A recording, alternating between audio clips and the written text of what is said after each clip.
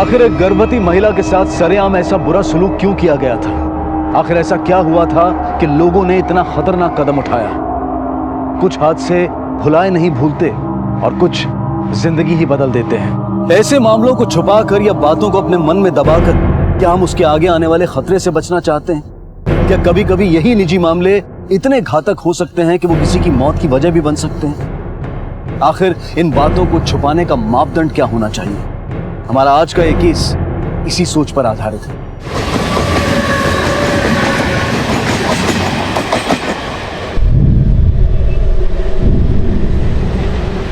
मैं जल्दी से फिर कपड़े पलट के आऊंगी, फिर हम लोग साथ में खेलेंगे। बाय।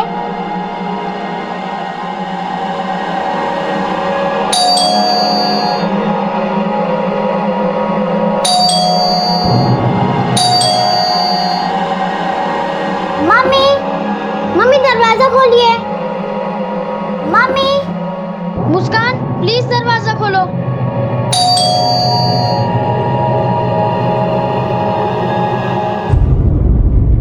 हेलो, क्या?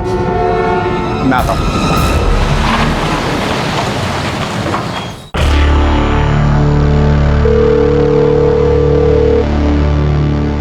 खुशी ऊपर आई और कहने लगी कि मम्मी दरवाजा नहीं खोल रही है। मम्मी दरवाजा खोलिए। तो मैं नीचे गई और मैंने भी कई बार बेल बजाया पर कोई रिस्पांस नहीं मिला। तो मुझे लगा कि दवाई लेके आराम कर रही होंगी, इसलिए पता नहीं चला होगा। नहीं, तबीयत ठीक है उसकी। वैसे मुस्कान भी दरवाजा खोल सकती थी। मेरे ख्याल से वो शॉपिंग से अभी तक आए नहीं। बहुत बहुत शुक्रिया भाभी जी। बेटा अपना बैग ले लो।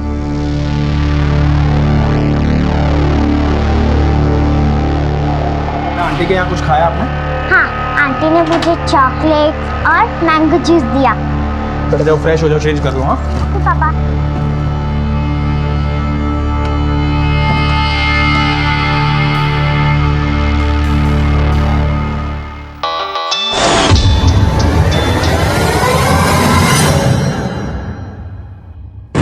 मनीषा,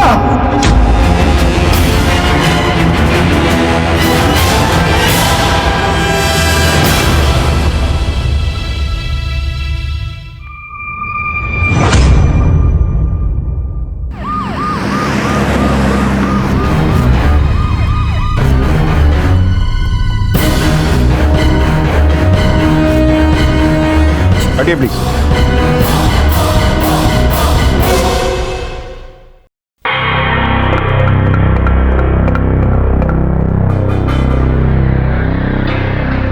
सर, तकिए पे मरने वाले के लिपस्टिक के निशान है, ये देखिए, दोनों एक जैसे हैं।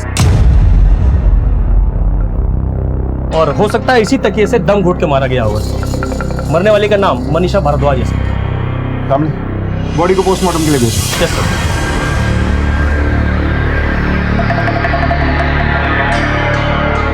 सर मैंने पता किया, मनीषा एनजीओ में काम करती थी। बेटी के स्कूल से आने के बाद जब काफी देर तक इसने दरवाजा नहीं खोला तो पड़ोसी ने इसके पति आनंद भारद्वाज को कॉल किया और बाप बेटी जैसे घर में आए तो उन्होंने मनीषा को मरा पाया। सर इनकी एक छोटी बेटी मुस्कान जो लापता है, उम्र तकरीबन 5 साल।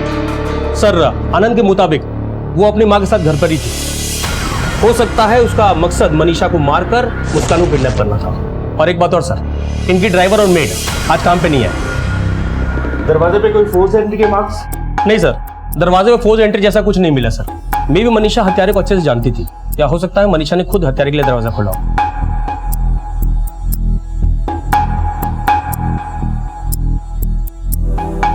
सर हत्यारा मनीषा का काफी करीबी लगता है सर।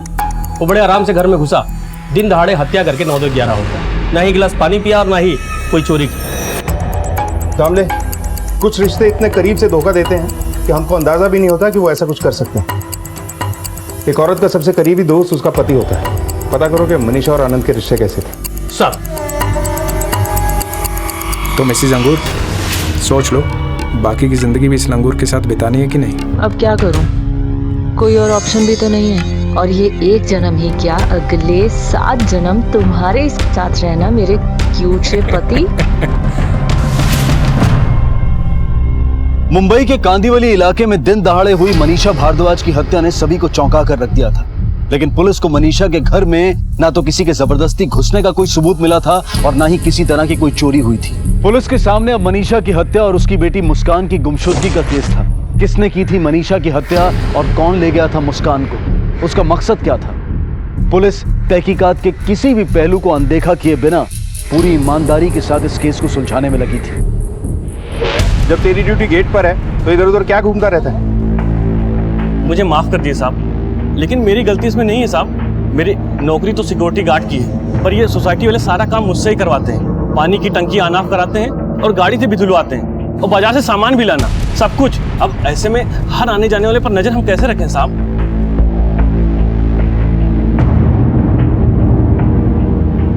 ये सीसीटीवी कैमरा की फुटेज देखी है हमको। सर, सीसीटीवी कैमरा के अपग्रेडेशन का काम चल रहा है, इसलिए वो भी बंद है।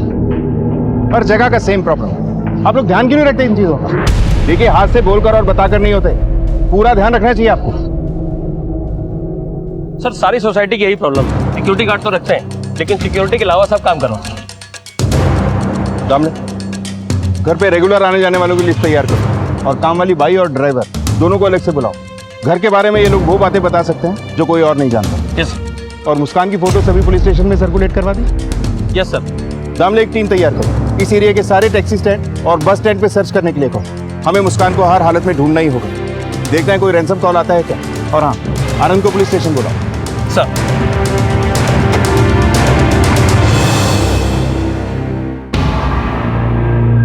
तुम्हारी या तुम्हारी बीवी की किसी से कोई दुश्मनी? नहीं सर। देखो, डरने की जरूरत नहीं है, जो भी है साफ साफ बता दो। जितना तुम हमसे कोऑपरेट करोगे उतनी ही जल्दी हम तुम्हारे बीवी के कातिलों और तुम्हारी बेटी को ढूंढ सकेंगे। याद करो, किसी से कोई लड़ाई, कोई झगड़ा, छोटा मोटा ही सही, कई बार छोटे छोटे झगड़े भी बड़े हादसों की वजह बन जाते हैं। नहीं सर, हमारे किसी से कोई दुश्मनी नहीं। तो फिर तुम्हारी बेटी को कौन किडनैप कर सकता है? मुझे नहीं पता सर, मुझे नहीं पता मेरी मुस्कान को कौन ले गया और क्या चाहिए उसे मुझसे।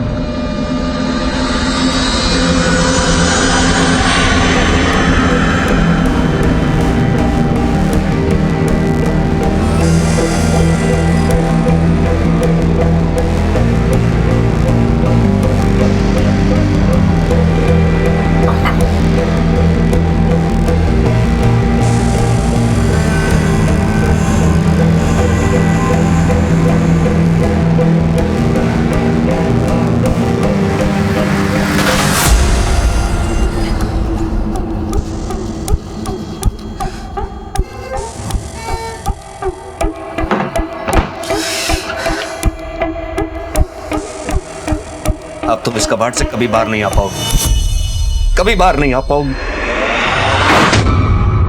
अपनी मेड और अपने ड्राइवर के बारे में कुछ कहना चाहेंगे? हाँ सर, आज छुट्टी दी थी मैंने उन दोनों को। ये तो कमाल का इत्तेफाक है मिस्टर आनंद। इत्तेफाक? जी हाँ, इत्तेफाक। बात यह है कि आज ही आपकी बीवी ने छुट्टी ली और आज ही आपने अपनी मेड और अपने ड्राइवर को छुट्टी दे दी। और सबसे बड़े इत्तेफाक की बात यह है कि आज ही आपकी बीवी का मर्डर हो जाता है और आपकी बेटी लापता हो जाती है। मतलब आप मुझ पे शक कर? क्यों ना करें? मतलब आप ये कह रहे हैं कि मैंने अपनी बीवी को मारा और अपनी ही बेटी को किडनैप कर लिया? अब ये तुमने खुद किया या किसी से करवाया? ये बात तो तुम ही हमें बताओगे। कैसी बात कर रहे सर? हाँ, मैंने नौकरों को छुट्टी दी थी। वो आज हमें शॉपिंग पे जाना था, उसके बाद मूवी देखने का प्लान था, उसके बाद डिनर पे जाना था। अचानक से एक फोन कॉल आया सर। हाँ, हेलो। नहीं, आज नहीं आ सकता। आप ठीक है, आप डील आज ही फाइनल होनी चाहिए। इसका फोन?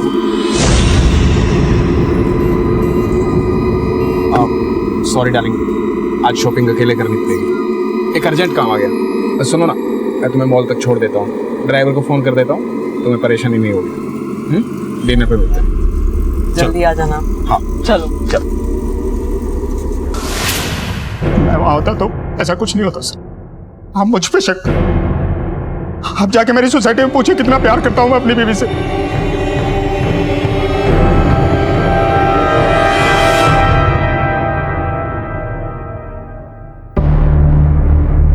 मनीषा तो बहुत सुंदर थी साहब, लोग तो ना उनको चिढ़ाते भी थे। जब भी मैं ये मनीषा भाभी को इसके साथ देखता हूँ ना, तो मुझे वो कहावत याद आ जाती है। क्या था? लंगूर के हाथ में अंगूर लग गया। आनंद भाई चुपचाप ऐसी ताने सुन लेते थे क्योंकि वो अपनी बीबी मनीषा से बहुत प्यार करते थे, वरना उनकी जगह कोई और आदमी होता तो ऐसे बोलने वाले की जान ले लेता। सच कहे तो हम मनीषा से बहुत जलते थे। हम उससे जलते थे क्योंकि मनीषा बहुत खूबसूरत थी, क्योंकि उसकी खूबसूरती के चर्चे सोसाइटी में होते थे।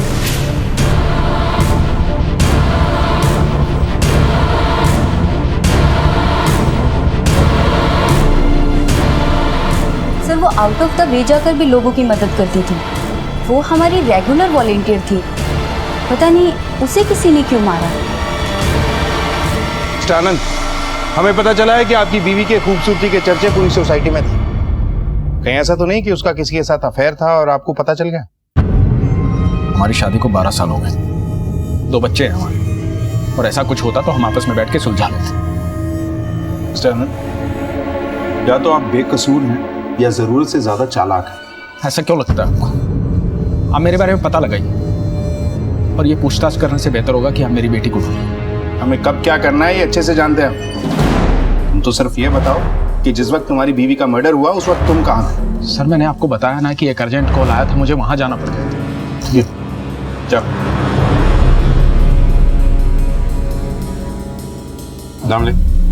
इस आनंद की बातें भी मुझे गोलमोल लगती हैं। इसके भी कॉल रिकॉर्ड निकलवाओ और पता करो कि किसका अर्जेंट कॉल आया था इसके पास। सर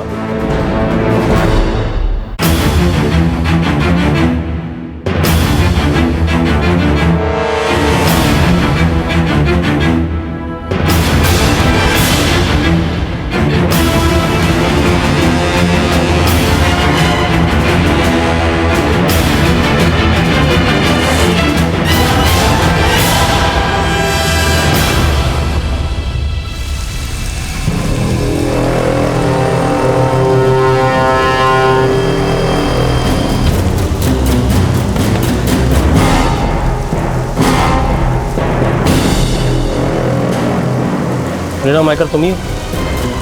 हो सर, मीच है। आनंद भारद्वाज के यहाँ तुम ही काम करती हो? हाँ साहब। क्या हुआ? आप सब मेरे घर पे क्यों आए?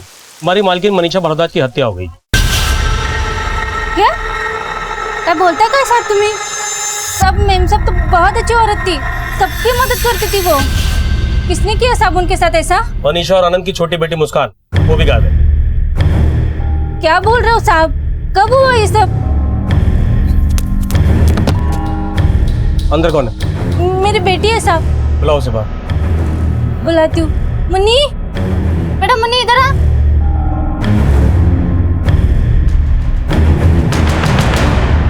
साहब माझी मुलगी। आज काम पे क्यों नहीं गई? साहब आनंद साहब ने छुट्टी दी, बोला कि आज आने की जरूरत नहीं है, तो मैं नहीं गई। कोई खास वजह? कुछ मालूम नहीं साहब। ठीक है।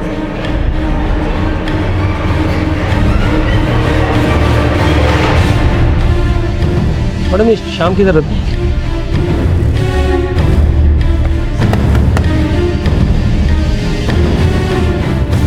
जी साहब। श्याम यही रहता है? जी। तुम कौन हो? जी मैं उनकी पत्नी गंगा। कहाँ है श्याम? वो दारू पी के अंदर सो रहा है।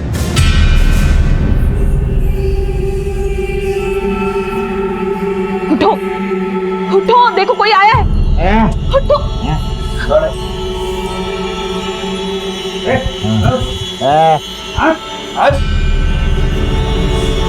क्या हुआ साहब? आज तो ड्यूटी पे क्यों नहीं गया? साहब आनंद साहब ने छुट्टी दी, इसलिए सुबह सुबह दारू पी के सो गए। क्या था? तेरी मालकिन मनीषा भारद्वाज का खून हो गया है और उसकी बेटी मुस्कान गायब है। क्या बात कर रहे हो साहब? मेम साहब का खून हो गया? ऐसे कैसे हो गया साहब?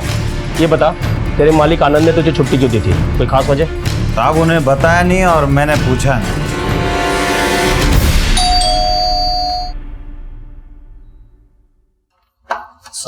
जोर से मार दूंगा तुझे। छोड़ो, पागल हो गए हो क्या? अरे मनीषा को क्यों मारा तुमने? अरे पैसे दे रहा था ना तुझे। मनीषा को हम कैसे मारेंगे? हम तो तुम्हारे साथ यहाँ बैठे हुए थे। तुम लोगों ने मुझे बातों में उलझाए रखा था कि मनीषा को आराम से मार सको और मेरी बेटी को गायब कर सको। बताओ किसको से मारी थी? दिमाग खराब हो गया क्या तेरा? अरे हम क्यों मनीषा को मारेंगे? अरे वो तो हमारे लिए सोने का अंडा देने वाली मुर्गी थी, उसके मरने की वजह से हमारे नुकसान है। अच्छा, कहीं तूने तो नहीं उसे मार दिया? तुझे पैसे न देने पड़े, छुटकारा मिल जाए, और इल्जाम हम पे लगा रहा है। सोचना ही मत, जितने की डील हुई ना पूरे पैसे देने पड़ेंगे। और सुन, बीवी तेरी मर गई है लेकिन बच्ची अभी जिंदा है। इस केस में ऐसा लग रहा था कि जैसे आनंद पुलिस से कुछ बातें छिपा रहा हो। आनंद पुलिस से क्या छिपा रहा था और क्या उसी ने ही अपनी पत्नी का खून किया था? और अगर उसने खून नहीं किया था तो फिर वो कौन था जो मनीषा की जान का दुश्मन बन बैठा? मुस्कान को उठाकर ले गए। और मुस्कान आखिर कहाँ थी, किस हाल में थी? इस केस में अब एक ऐसा मोड़ आने वाला था जिसके बाद इस केस की पेचीदगियां और बढ़ने वाली थी। पुलिस जी जान से इस केस में जुटी हुई थी। सर, आनंद की डिटेल्स आ गए। उसने कहा था कि एक बरसात के समय वो किसी काम से बाहर गया था, लेकिन सर वो किसी राजीव शर्मा के घर पे गया था। ये देखिए कॉल डिटेल्स, दोनों के बीच में काफी रेगुलर बातचीत होती थी सर। राजीव शर्मा।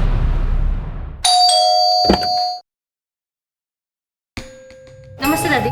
नमस्ते। कैसे हैं आप? अच्छी। हनी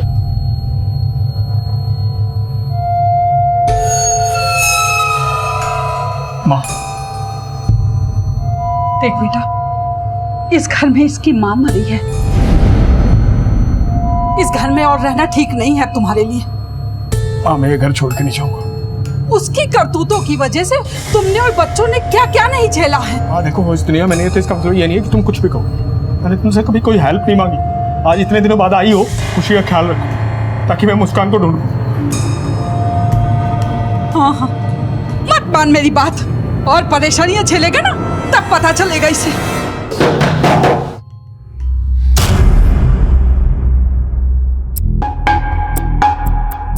आप आनंद को कैसे जानते?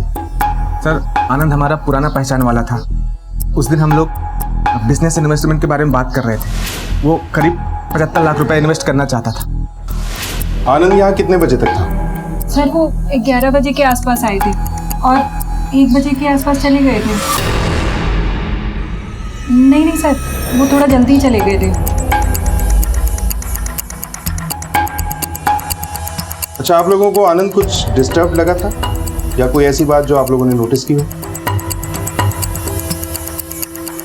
नहीं सर, ऐसा तो कुछ भी नहीं था।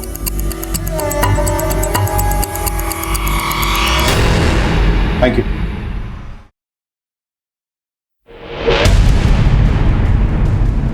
ये शर्मा फैमिली भी मुझे समझ नहीं आ रही। इनका बैकग्राउंड चेक करो, मुझे नहीं लगता ये लोग सच बोल रहे हैं। हो सकता है आनंद को बचाने की कोशिश कर रहे हैं। मे भी ये लोग भी मिले हुए हों। और हमने रेगुलर विजिटर्स को क्रॉस चेक किया? यस सर, लेकिन लगता नहीं उनमें से किसी के पास मोटिव है, क्योंकि मनीषा सबकी हेल्प करती थी, डोनेशन, रुपए, पैसे, हर तरीके से। बड़ी ही जनरस किस्म की औरत है सर। दामले जैसा दिखता है अक्सर वैसा होता नहीं। झूठ की चादर चाहे जितनी भी लंबी हो, लेकिन वो सच को छुपाने के लिए काफी नहीं होती। खुशी, धीरे से बेटा, गिर जाएगी। वाह पापा, मुस्कान की तो फोटो छप गई है। वो तो पॉपुलर हो गई है ना, कि मैं भी पॉपुलर हो सकती हूँ।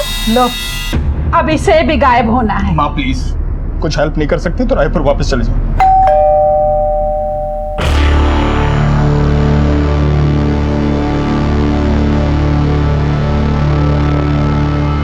साहब, मैं अपने औरत को लेकर आया। घर के काम में आपकी मदद करेगी और खुशी बेटे की अच्छी तरह से देखभाल भी कर लेगी। हाँ साहब, मेम साहब ने हमारी बड़ी मदद की थी। अगर हम उनके किसी काम आ सके बड़ा अच्छा होगा, इसीलिए मैंने इनसे कहा कि साहब के घर चलते हैं। Thank you Shah, thank you बिल्कुल।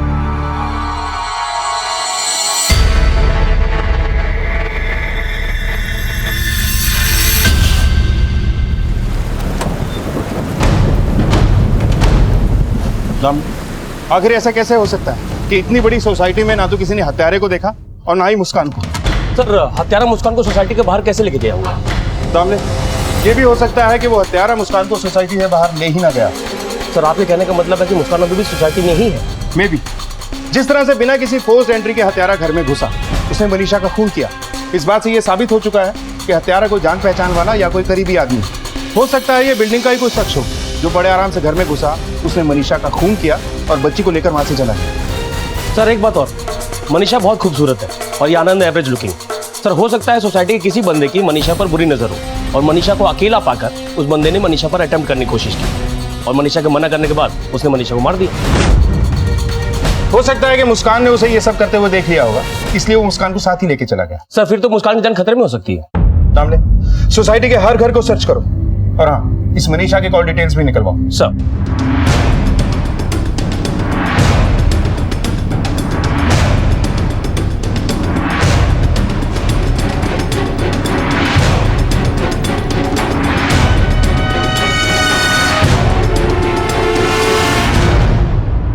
खुशी बेटा, थोड़ा सा खा ले। मुझे कुछ भी नहीं खाना। अच्छा एक काम कर, ये ले थोड़ा सा दूध पी ले। मुझे कुछ भी नहीं पीना, ना ही खाना।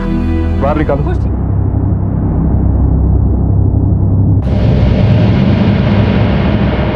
मत रो बेटा, मत रो।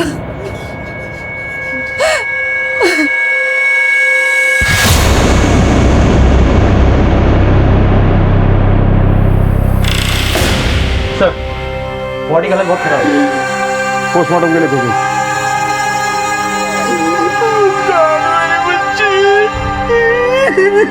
पहले मनीषा और फिर मुस्कान, इन दोनों की मौत के बाद अब ये केस डबल मर्डर केस में तब्दील हो चुका था। लेकिन अब भी इस दोहरे कत्ल के पीछे कई राज दफन थे। आखिर हत्यारे ने मुस्कान की लाश को उसी के घर में क्यों छुपाया, जबकि मनीषा की लाश को खुले में छोड़ दिया गया था? ऐसा करने के पीछे कातिल का मकसद क्या था? इस माँ बेटी की किसी से क्या दुश्मनी हो सकती थी? ये अब तक साफ नहीं हो पाया था कि हत्यारा कौन था, लेकिन वो जो भी था वो इस वक्त पुलिस से एक कदम आगे की चाल चल रहा था। दामले, कहीं ऐसा तो नहीं कि कातिल दोनों ही लाशों को ठिकाने लगाना चाहता था, लेकिन किसी वजह से वो मनीषा की लाश को ठिकाने नहीं लगा पाया? सर, ये रहे मनीषा के call records. Sir Manisha usually अपने फैमिली मेंबर्स और कलीग से बात करती थी, लेकिन एक नंबर ऐसा है जिससे वो रेगुलर टच में थी। ये देखिए, ये नंबर किसी सचल श्रीवास्तव के नाम पर रजिस्टर्ड है।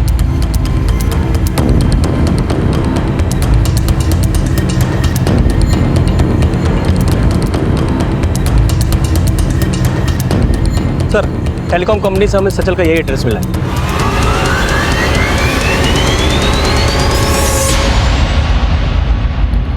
सर मैं और मनीषा कॉलेज फ्रेंड थे। College friend? इतनी करीब रहते थे, फिर भी 2 दिन में एक बार भी दिखाई नहीं दिए, ऐसा क्यों? सर उसके पति आनंद की वजह से वो मुझसे नफरत करता था और उसको शक था कि मेरा और मनीषा को कोई अफेयर चल रहा है। लेकिन आनंद ने ऐसा कुछ नहीं बताया। वो क्यों बताएगा सर? अगर वो आपको कुछ बताता तो आप उसे पकड़ नहीं लेते? हमेशा से सेफ गेम खेलता आया सर। वो हमेशा से चलता था और इसलिए भी कि उसकी पत्नी मनीषा की हर कोई तारीफ करता था। पूरी बात बताओ। सर मनीषा इतनी खूबसूरत थी कि कॉलेज में हर कोई लड़का उसका दीवाना था, पर मैं कभी उससे कुछ कह ही नहीं पाया। समझ नहीं आता कि उसने आनंद से क्यों शादी कर ली, जबकि कितने सारे लड़के कॉलेज में उसके पीछे थे। तुम भी थे? हाँ, आनंद को तो खुश होना चाहिए था कि उसकी वाइफ इतनी खूबसूरत है। इस बात को वो हजम ही नहीं कर पाया। वो कहते हैं ना, कुत्ते को घी की रोटी हजम नहीं होती। दिखाता ऊपर से ऐसे था जैसे उसे कोई फर्क नहीं पड़ता है, लेकिन मैं जानता हूं सच में कि वो कितना जलता था मुझसे।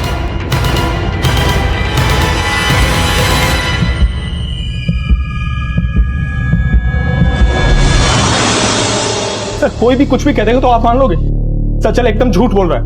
वो कॉलेज के दिनों से मनीषा के पीछे पड़ा था। मनीषा उसे सिर्फ एक दोस्त मानती थी।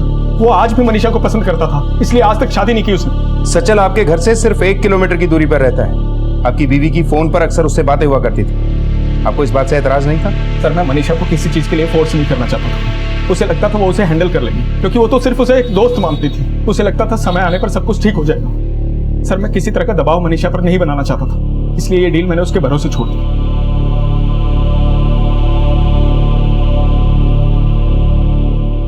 सर आपको क्या लगता है कि आनंद सच बोल रहा है? मुझे डाउट है। सामने हो सकता है ये हमें घुमा रहा है। एक सेकंड सर। हेलो, सचल श्रीवास्तव का लोकेशन डिटेल आ गया है। एक सरप्राइजिंग बात सामने आई है। सचल का फोन लोकेशन मनीषा के खून के वक्त उसी एरिया का दिखाई दे रहा है। ठीक है सर, सचल के कॉल रिकॉर्ड के हिसाब से वारदात वाले दिन सचल की लोकेशन इसी एरिया में थी। तुरंत इसके घर का सर्च वारंट निकलवाओ, हमें इसके घर की तलाशी लेनी है।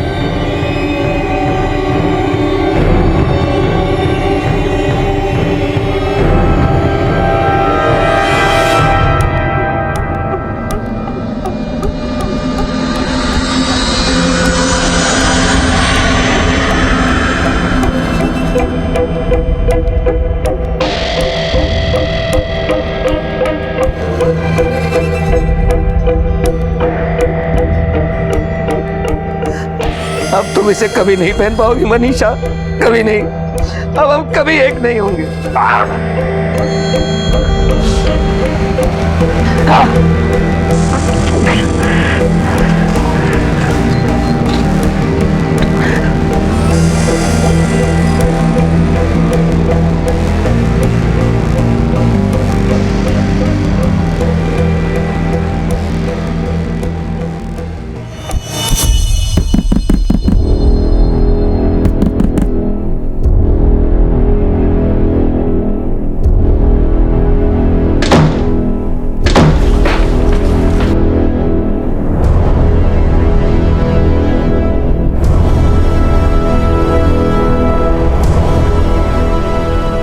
पूरे घर की तलाशी लो।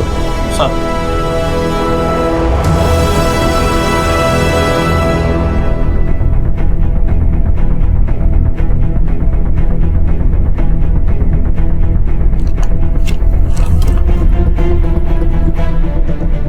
सर, ये देखिए सर।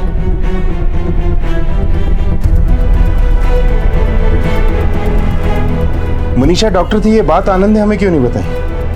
खैर, एनजीओ से पता कर लेते हैं। दामले, एम्बुलेंस को फोन करो और बॉडी को पोस्टमार्टम के लिए भिजवाओ। सर। सचल के घर से पुलिस को जो मनीषा की तस्वीरें मिली थी वो काफी चौंका देने वाली थी। मनीषा के पति आनंद ने कभी इस बात का जिक्र नहीं किया था कि उसकी पत्नी पेशे से डॉक्टर थी। पुलिस को अब यह समझ में आ चुका था कि इस केस की जड़ तक जाने के लिए उन्हें मनीषा और आनंद के अतीत में उतरना होगा। क्या मनीषा डॉक्टर थी? ये बात तो हमें कभी पता नहीं चली। सर, मैं और मनीषा काफी क्लोज थी, पर उसने मुझे भी कभी ये नहीं बताया। अच्छा, आप लोगों को मनीषा के बारे में कभी कुछ अजीब सा लगा? हाँ सर, कई बार वो बहुत ज्यादा डिप्रेशन में रहती थी। मैंने एक बार उससे बात करने की कोशिश भी की, पर उसने मुझसे डायरेक्टली कुछ नहीं कहा। मनीषा की बातें किस तरफ इशारा कर रही थी? सर, उसने साफ साफ तो कुछ नहीं कहा, बस इतना कहा कि तुम्हें नहीं पता दिल पर बोझ रखकर कैसे जीते हैं। सर, वो 9 साल पहले रायपुर से यहाँ आई थी और तभी से सबकी मदद कर रही थी, खासकर बच्चों की।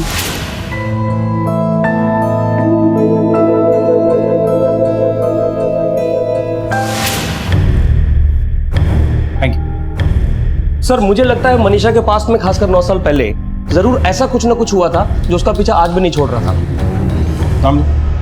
इसका मतलब साफ है कि आनंद जरूर कुछ ना कुछ छुपा रहा है। इन सारी छुपी हुई बातों के बारे में हमें ही पता लगाना है, जिसके लिए हमें रायपुर चलना होगा। चल। एक जिम्मेदार डॉक्टर मनीषा और उसकी बेटी मुस्कान की हत्या की तहकीकात में लगी पुलिस टीम ने इस मामले की तह तक जाने के लिए मनीषा के अतीत को टटोलने का फैसला किया और उसकी पिछली जिंदगी की बारीकी से जांच की। यस सर, मनीषा ने यहीं से एमबीबीएस किया था और कोर्स खत्म होने के बाद वो हमारी हॉस्पिटल में एनेस्थेटिस्ट थी। She was very good doctor, लेकिन थोड़े दिनों के बाद वो यहाँ से चली गई। शायद वो ये शहर छोड़ना चाहती थी। अच्छा, आपको ये पता है कि उसने मुंबई से अपनी प्रैक्टिस डिसकंटिन्यू क्यों की? नहीं सर, इसके बारे में मुझे कुछ नहीं पता, लेकिन बच्चे होने के बाद शायद वो घर पे रहकर उन्हें टाइम देना चाहती हो।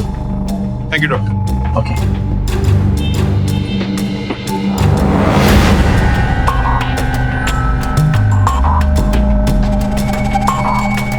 Excuse me.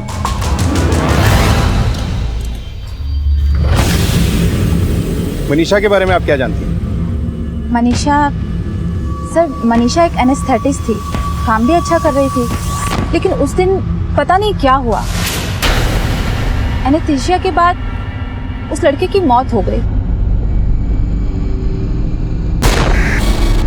डॉक्टर साहब क्या हुआ? Sorry, he is no more. Excuse me.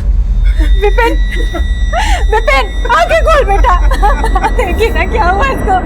Vipin, Vipin. वो बच्चा एनेस्थीसिया के अंडर मरा था, लेकिन सारा ब्लेम मनीषा पर ही आ गया। सर, कोई नहीं जानता था कि फॉल्ट मेडिसिन का है या मनीषा का। हॉस्पिटल ने भी बिना किसी इंक्वायरी के सीधा सीधा डिक्लेयर कर दिया कि नॉर्मल डेथ है। बस उसके बाद क्या था, सब गड़बड़ हो गई सर। पेशेंट की फैमिली ने मनीषा पर अटैक भी किया।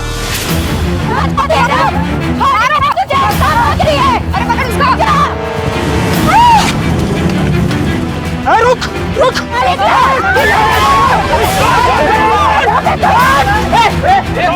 जान संभाल दो, छोड़ेंगे नहीं इसे, याद रखना।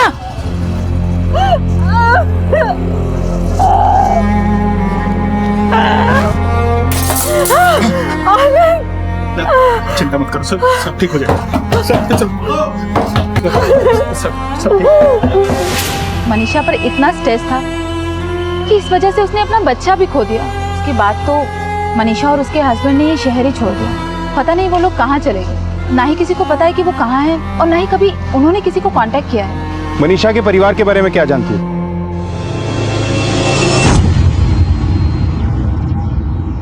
सर इसलिए रातों रात हम यहाँ शिफ्ट हो गए। मैंने अपना बिजनेस छोड़ दिया और मनीषा ने अपना डॉक्टरी का पेशा। हमने पुराने कांटेक्ट, फैमिली रिलेशनशिप सब तोड़ दिए ताकि कोई हमें लोकेट ना कर सके। मेरी माँ इस बात से बहुत परेशान थी, पर मैंने अपनी बेबी का साथ नहीं छोड़ा सर। मैं मनीषा का साथ छोड़ता तो वो लोग मार देते उसे। तो ये सब पहले क्यों नहीं बताया हमें? सर मैंने अपनी जिंदगी के 9 साल दिए अपनी फैमिली को बचाने के लिए। इस शहर में लोग मनीषा की बहुत इज्जत करते हैं। ये बात सामने आ जाती तो उसकी इज्जत खराब हो जाती। मेरे बच्चों को लोग क्रिमिनल का बच्चा बोलते हैं। बस इस डर की वजह से मैंने उनकी बात मान ली। पर राजीव को जब ये पता लगा कि हम यहाँ रह रहे हैं तो उसने मुझे फोन किया। हाँ हेलो। अब ये क्या नाटक? 75 लाख बोला था ना, अब लास्ट मोमेंट पे ऐसे कैसे पैसे कम कर दे? देखिए मेरे पास 40 लाख रुपए, मैं 35 और नहीं ला सकता। ये 40 रखी। ऐसे कैसे रख लें? 75 मतलब 75, 1000 भी कम नहीं होगा। बस बहुत हो गया। अरे समझाने की कोशिश कर रहा हूँ, आपकी समझ में ही नहीं आ रहा। मेरी शराफत को मेरी कमजोरी समझ रहे। अरे मैं बात को सुलझाना चाहता हूँ और तुम उलझाना चाहते हो। और देखो अपनी बीवी के लिए तुम लोग को रोकना मेरे बाएं हाथ का खेल है। इसके लिए मैं कुछ भी कर सकता हूँ, समझे? हेलो, क्या? मैं आता हूँ। क्या इस सब के पीछे राजीव और रागिनी हो सकते हैं? मुझे उन पे शक तो है सर। सर हम मनीषा को क्यों मारे? उसके मरने में हमारा ही नुकसान है।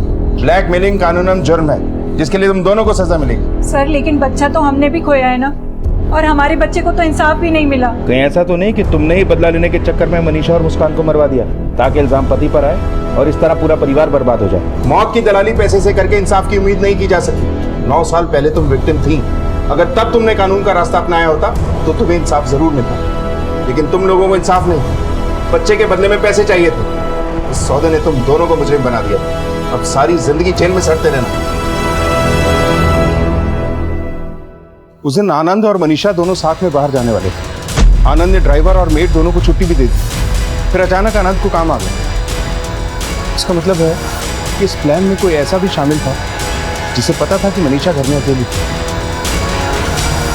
अच्छे से याद करो, बताओ कि उस दिन क्या क्या हुआ था। सर उस दिन खुशी स्कूल नहीं जाना चाहती थी, वो बंक करना चाहती थी। हम उसे स्कूल छोड़ने के लिए घर से निकले थे। नहीं ना, स्कूल बंक नहीं करते। मामा प्रॉमिस कर चुके अगले संडे को हम ढेर सारी शॉपिंग करेंगे, ठीक है? ओके, लेकिन जो हमने पिच कलर वाली ड्रेस देखी थी वो मुझे चाहिए। ओके चले चलो चलो चलो। ओके मामा, bye, I love you. Love you too. अरे मेरा बेबी। स्कूल के बाहर जो गरीब बच्चे होंगे ना, याद से बात करना, ठीक है? ओके मामा। Okay bye bye.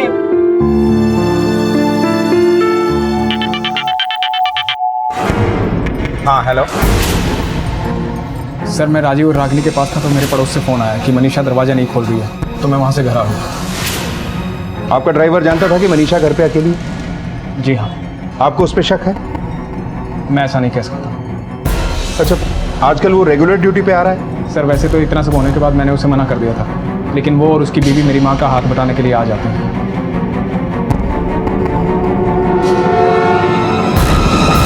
जब मनीषा के अतीत से भी कोई खास मदद नहीं मिली और आनंद को भी पूरी तरह से टटोल लिया गया, तब पुलिस ने मुंबई में मनीषा से मिलने जुलने वाले एक एक आदमी पर नजर रखी और इशारा मिला मनीषा के ड्राइवर श्याम का। तो क्या श्याम से ही इस दोहरे हत्याकांड की गुत्थी सुलझने वाली थी? ये जो श्याम है और बस्ती में रहता है, वो कैसा आदमी है? अरे साहब वो तो बहुत गुस्से वाला है साहब। वो अपनी बीवी को रोज मारता है साहब। रोज उसकी बीवी बाहर आके रोती है। सर वो बहुत कमीना आदमी है, रोज मोहल्ले में झगड़ा टंटा करता ही रहता है सर।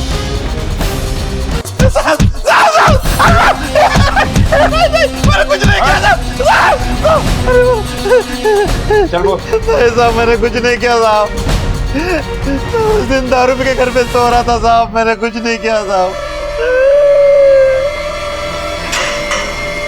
सर वैसे सही बोल रहे हैं सर, मैं वारदात वाले दिन खुद इसे घर पे गया था, ये पी के पड़ा था।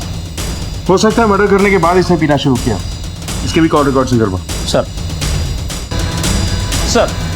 ड्राइवर शाम की फ़ोन कॉल लोकेशन चेक की, लोकेशन उसे घर पे ही दिखा रहा। हो सकता है उसने फ़ोन घर पे ही छोड़ दिया। सर मैंने वाइन शॉप पे भी पूछताछ की, वाइन शॉप वाले ने बताया कि सुबह 10 बजे श्याम वहाँ पर आया था।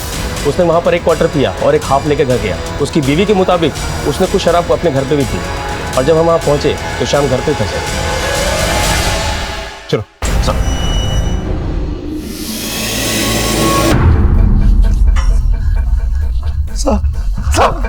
जब आनंद ने खुद तेरी छुट्टी कैंसिल कर दी थी तो तू ड्यूटी पे क्यों नहीं पहुंचा?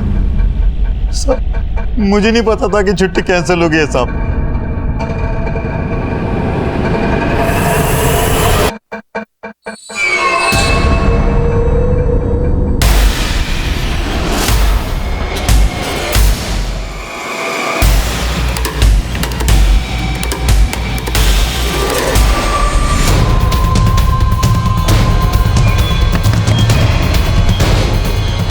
ले चलो इसे। साहब लेकिन मैंने किया क्या है? छोड़ो मुझे, मैंने किया क्या है साहब? मैंने किया क्या है? मुझे क्यों ले जा रहे? छोड़ो मुझे।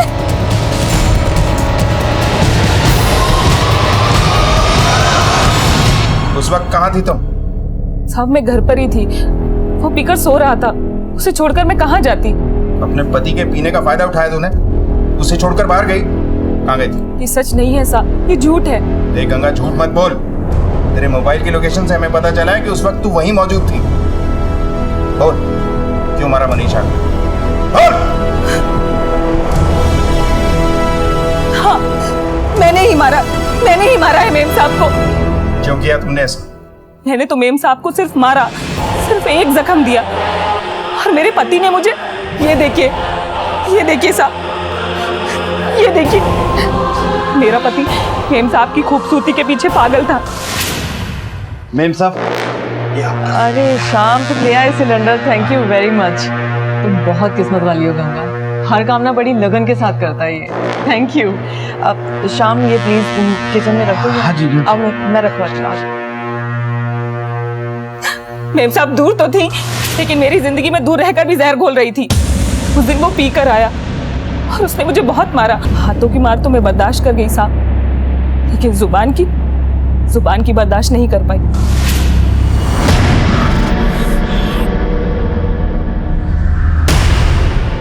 तुम कितनी खूबसूरत हो मनीषा मैडम, मैं तुम्हें बहुत चाहता हूँ मनीषा मैडम, बहुत चाहता हूँ।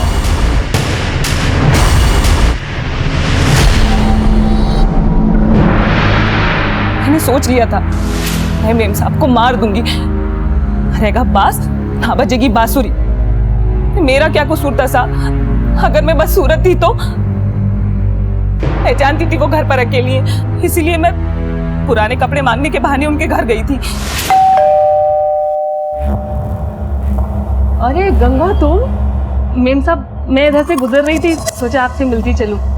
कुछ पुराने कपड़े हैं क्या तो लेती जाऊंगी। है ना, आओ अंदर तो आओ। अरे गंगा क्या कर रही है तुम? उठो, यहाँ बैठो सोनो।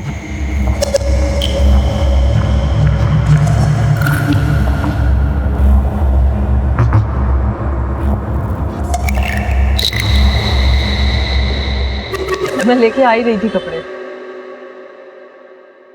बहुत घमंड है ना तुझे अपने चेहरे पर? ये क्या बोल रही हो तुम? तेरा ये चेहरा बिगाड़ दूंगी मैं। मनीषा मैम को मारने के बाद मुझे उनकी बेटी मुस्कान को भी ना चाहते हुए मारना पड़ा, क्योंकि उसने मुझे उसकी माँ को मारते हुए देख लिया था। बच्ची की लाश को क्यों छुपाया तुमने? मैं दोनों की लाश छुपाना चाहती थी, लेकिन मेम साहब की पहले, ताकि वो सड़ जाए, गल जाए और बिल्कुल खूबसूरत ना लगे। मुस्कान की लाश को बेड में डाला और मेम साहब की लाश को जैसे ही डालने लगी मेरा फोन बज गया। मैं घबरा गई थी साहब, इसलिए वहां से भाग गई। दूसरे ही दिन मैं अपने पति के साथ काम में हाथ बटाने के बहाने आनंद साहब के घर आई, ताकि मुस्कान की लाश को ठिकाने लगा सकूं, पर ऐसा नहीं हो पाया। अपनी गलत सोच का जो नतीजा निकाला तुमने वो बेहद अफसोसनाक है। एक औरत होकर तुमने एक माँ की जान ली, उसकी बेगुनाह बच्ची को मारा, दूसरी बच्ची को बेसहारा कर दिया। इस घिनौने अपराध के लिए मौत की सजा भी तेरे लिए बहुत कम है।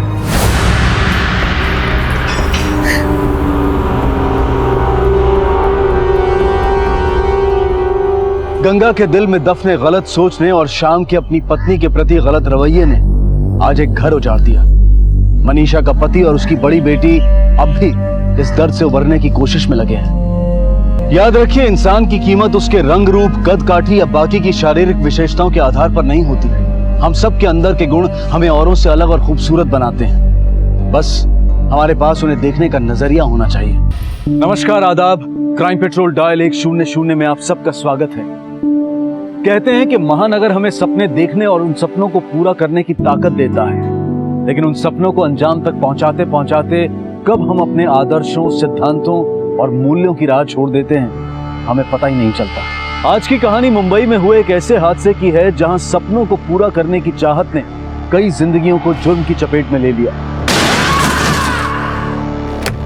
कई सवाल खड़े कर दिए जो हमें यकीनन सोचने पर मजबूर कर देंगे कि कुछ पाने के लिए कुछ खोने की कहावत किस हद तक जा सकती है।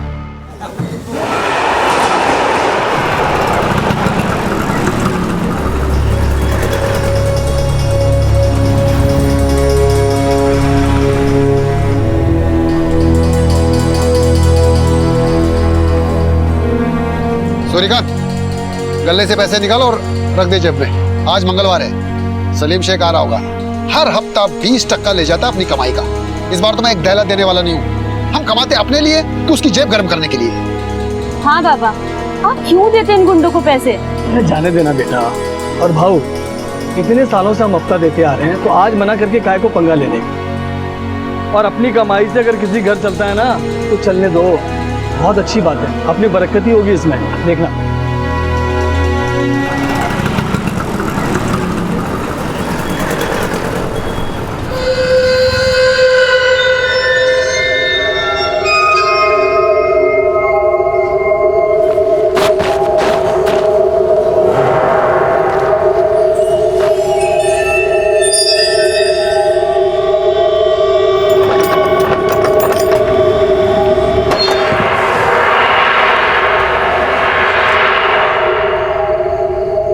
राम सिंह, चाबी लीजिए सर। सर थोड़ा ध्यान से चलाइएगा, पुरानी गाड़ी है, कहीं आपको कोई प्रॉब्लम हो गई तो। अरे घबराओ मत राम सिंह, आज ये तुम्हारी पुरानी बाइक ही मेरे काम आएगी। और सुन एक बात, कल गराज से मेरी गाड़ी घर पहुंचा देना, ठीक है? Okay sir, okay okay.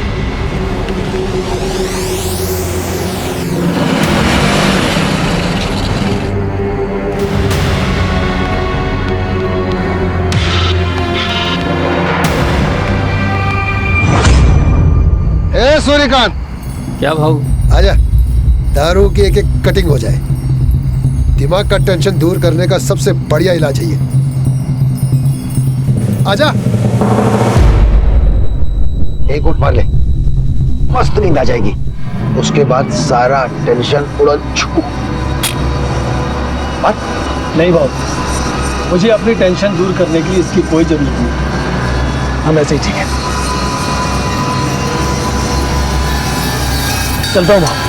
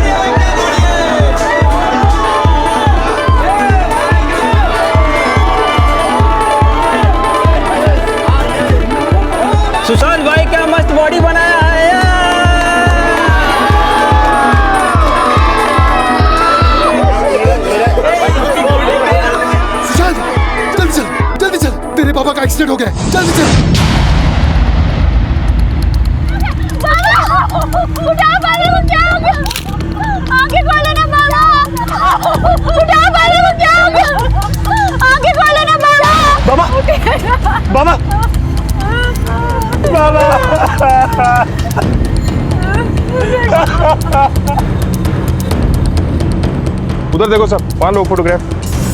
Sir cycle यहाँ पड़ी है और डेड बॉडी वहाँ दूर।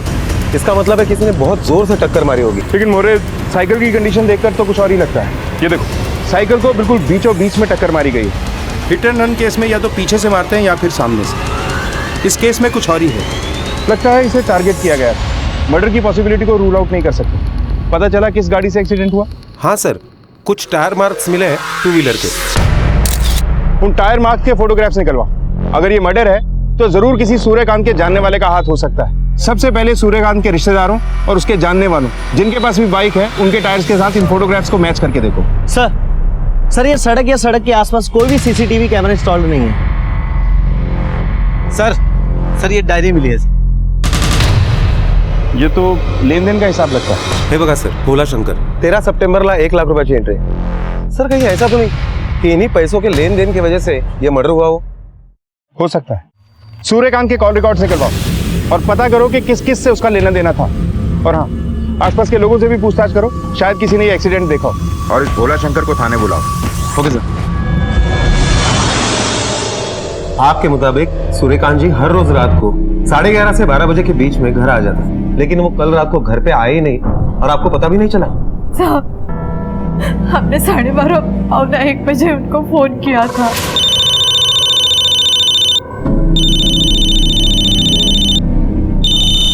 पर उन्होंने फोन नहीं उठाया। हमें लगा कि वो भोला भाई साहब के साथ कहीं होंगे। उनके इंतजार में मेरी आँख कब लगी पता ही नहीं चला। 14 सितंबर की रात को तुम कहाँ थी? सर उस रात मैं घर पे ही था। मैं जल्दी सो गया था क्योंकि अगले दिन मुझे बॉडी बिल्डिंग कंपटीशन के लिए जाना था। और मैं सुबह 5:30 बजे ही घर से निकल गया था। तुम काम क्या करते हो? सर मैं AK फिटनेस जिम में ट्रेनर था। तुम्हारे बाबा की किसी से कोई दुश्मनी वगैरह? नहीं सर, मेरे बाबा तो बहुत सीधे और आदर्शवादी इंसान थे। वो कभी किसी से नहीं झगड़ते थे। और अपनी कमाई से अगर किसी घर चलता है ना तो चलने दो, बहुत अच्छी बात है। जहाँ पर यह हादसा हुआ वहाँ हमें सूर्यकांत जी की डायरी मिली। उसमें कुछ पैसों के लेन देन के बारे में लिखा था। क्या उन्होंने कभी लेन देन के बारे में आपको कुछ बताया था? नहीं साहब, हमें कुछ नहीं बताया। पर हाँ साहब, वो जितना कमाते थे ज्यादातर पैसे वो हफ्ते वाले को देते थे। और इस बात पर मैं गुस्सा भी होती थी उन पर। 15 साल हो गए, क्या कमाया आपने? उसे हफ्ता देने के बजाय वही पैसे बचाते तो हमारा धंधा बढ़ जाता। प्रभा, तुम बेकार में चिंता करती रहती। ऊपर वाला सबके नसीब का हिस्सा पहले से लिख के देता। तुम देखना, मैं सुशांत को अपने धंधे में लगा लेता हूँ। हम दोनों मिलकर धंधा करेंगे, धंधा बढ़ जाएगा। ये जिन की नौकरी में कुछ नहीं रखा, उसकी जिंदगी इसमें नहीं कटने वाली। बेटा रखो इसको। उनके कोई दोस्त, दुश्मन या कोई बुरी आदतें? पर वो भोला भाई साहब के साथ कभी कभी पी लिया करते थे। साहब, मुझे पता था वो ज्यादा नहीं पीता है, लेकिन उस दिन वो टेंशन में था, इसलिए मैंने थोड़ी जबरदस्ती की। नहीं बाबू, मुझे अपनी टेंशन दूर करने के लिए इसकी कोई जरूरत नहीं। हम ऐसे ही ठीक है। चलता हूँ बाबू। सूर्यकांत वहां से कितने बजे निकला था? साहब यही कोई 12 साढ़े 12 बज गए होंगे। तू कब तक था वहां? साहब 2:30-3 बज गए होंगे साहब। सूर्यकांत और तेरे बीच कोई पैसों का लेन देन था? नहीं साहब, मेरा कोई लेन देन नहीं था पैसों का। भोला शंकर, इस डायरी को पहचानता है? इसमें साफ साफ लिखा है कि सूर्यकांत ने तुझे 1 लाख रुपए दिए थे। अब बताएगा भी या और पिटेगा?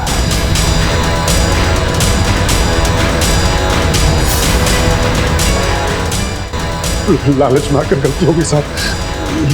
ये सच है साहब, मैंने सूर्यकांत के साथ दुकान का सौदा किया था। भला भाव, ये लो 1 लाख रुपए। पिछला 1 लाख और ये 1 लाख मिला के हो गए 2 लाख रुपए, और बाकी के 2 लाख में आपको धीरे धीरे किश्तों में दूंगा। लेकिन अब चाय की दुकान मेरी। लेकिन अपना वादा याद है ना?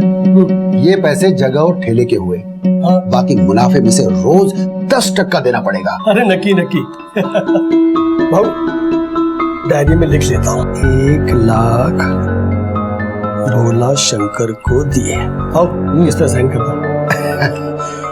लो भाई, सूर्यकांत ने शायद ये बात घर में नहीं बताई थी, इसलिए मैंने सोचा कि अब वो हमने सोचा कि पैसों की बात बीच में ही दबा जाओ। कहीं पैसों के लालच में तूने ही तो नहीं मार दिया सूर्यकांत को? नहीं साहब। वैसे भी 2 लाख रुपए तो तू नहीं चुका था उससे। नहीं साहब, मैंने नहीं मारा साहब, वो मेरा दोस्त था साहब। ये बात सच है साहब कि मैंने सोचा कि मैं इन पैसों की बात दबा दूं, चाय का ठेला भी मेरे पास रह जाएगा और पैसे भी मेरे पास रह जाएंगे। अच्छा, सूर्यकांत तेरी ये चाय की टपरी खरीदना क्यों चाहता था? साहब वो अपने बेटे सुशांत के लिए। सुशांत तो जिम में ट्रेनर था, फिर वो तेरी चाय की टपरी पे क्या करता है? मुझे नहीं पता, ये उनका घर का मामला था। सवाल यह था कि कौन ऐसे साधारण शांति प्रिय और परिवार के एक जिम्मेदार मुखिया की हत्या करेगा और क्यों? क्या इस हत्या के पीछे उसके पड़ोसी दुकानदार भोला शंकर का हाथ था जो उसके पैसे दबाना चाहता था, या फिर कोई और? सूर्यकांत क्यों अपने नौकरी पेशा बच्चों के भविष्य को लेकर चिंतित था? क्या चल रहा था उसके मन में? पुलिस पूरी तरह से तहकीकात में जुट गई।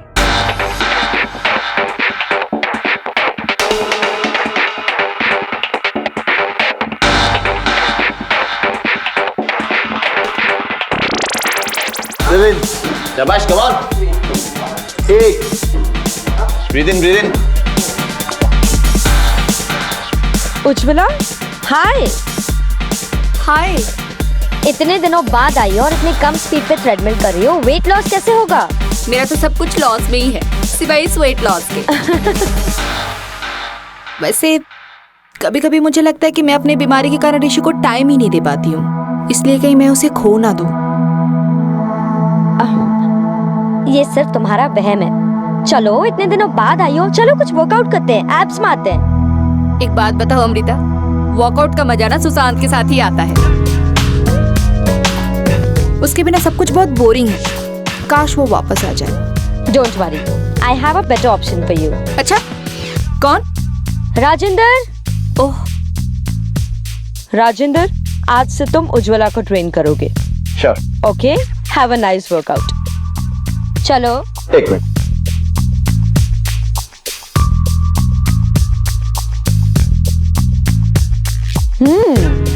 नाइस।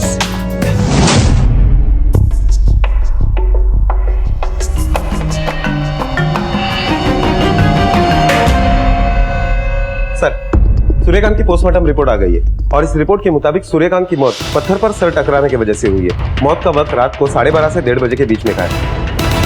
और भोला शंकर के हिसाब से आखिरी बार सूर्यकांत से वही मिला।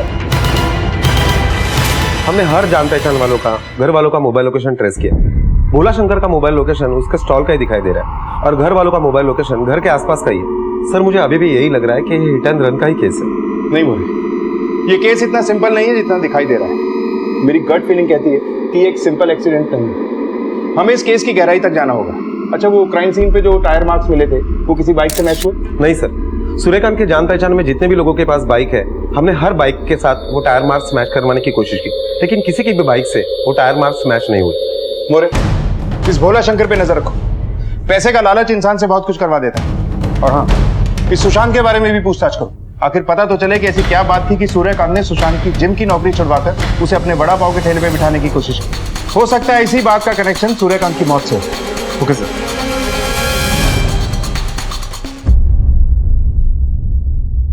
अंशु बेटा, मेरे बाद तू भी ये काम हमेशा करती रह।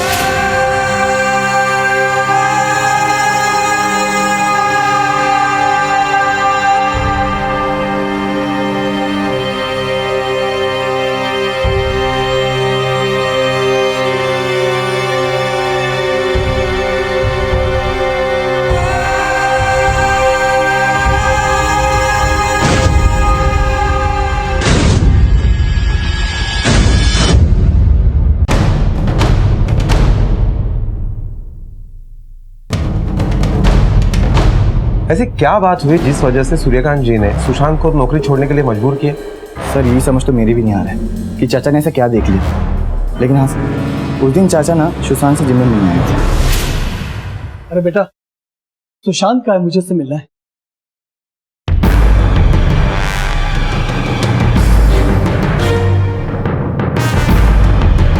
सुशांत! ओहो, ये क्या कर रहे हैं आप? चुप! ये नौकरी करने के लिए जिम में आता है? जैसा आप सोच रहे हैं ऐसा कुछ भी नहीं है। मैं सोच नहीं रहा, मैं देख रहा हूं। अब तू यहीं पर नहीं रुकेगा। चल सर एक मिनट रुक जाइए आप ऐसे कैसे नहीं यहाँ से ले जा सकते? He is one of the best trainers in a gym. आप एक काम कीजिए, आप मेरे साथ आइए केबिन में, हम बात करते हैं बैठ के। बहन जी, हमारे यहाँ पराई औरतों को हाथ नहीं लगाया जाता। और ये नालायक मैडम जी, ये अमीर लोगों की जो चोचले हैं ना, वो हम गरीबों की जिंदगी में अच्छे नहीं लगते। मुझे आप माफ करें, आपसे यह नौकरी नहीं करेगा। बाबा चले। अरे एक मिनट, मेरी बात तो सुनिए सर। तुम और सुशांत दोनों बचपन के दोस्त, फिर ऐसी क्या बात थी जिस वजह से सूर्यकांत जी सुशांत को वड़ा पाव की गाड़ी पर बिठाना चाहते थे? सर मुझे ज्यादा तो नहीं पता, लेकिन हाँ, चाचा की मौत से 3-4 दिन पहले की बात है। मैं और सुशांत घर वापस आए थे जिम से, और चाचा ने घर में बहुत हंगामा किया था सर। बाबा मैं जिम की जॉब नहीं छोड़ सकता। अरे ये क्या कर रहे हो? तुम चुप रहो। मैंने तुझे एक बार बोल दिया ना, तू जिम की नौकरी नहीं करेगा तो नहीं करेगा, बस। बाबा मैं आपकी तरह अपनी पूरी जिंदगी इस छोटे से चौले में नहीं बिता सकता। मेरा दम घुटता है, मुझे एक अच्छी जिंदगी चाहिए। बस देख ली तेरी अच्छी जिंदगी, उसके नजारे।